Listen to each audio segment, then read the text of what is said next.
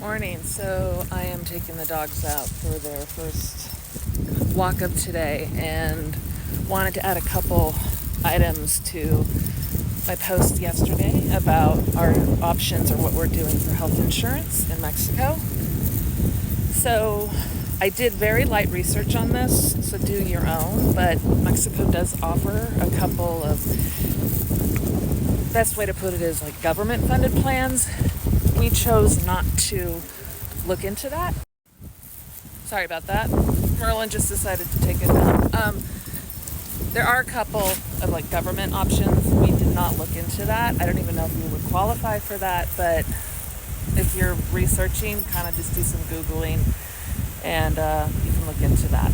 The other thing,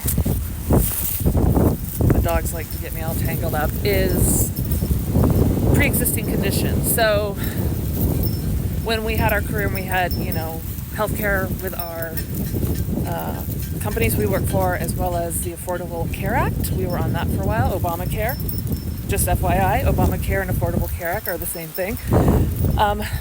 Those allowed for pre-existing conditions. So when we came down here, at one point I had a diagnosis of depression, and when that was disclosed, basically they said we're not going to cover that. So if I ever had the need to go back on antidepressants, I would need to pay full cost because they wouldn't cover it. So that's just another thing to keep in mind, that pre-existing conditions outside of what we get in the United States will not be covered in those plans.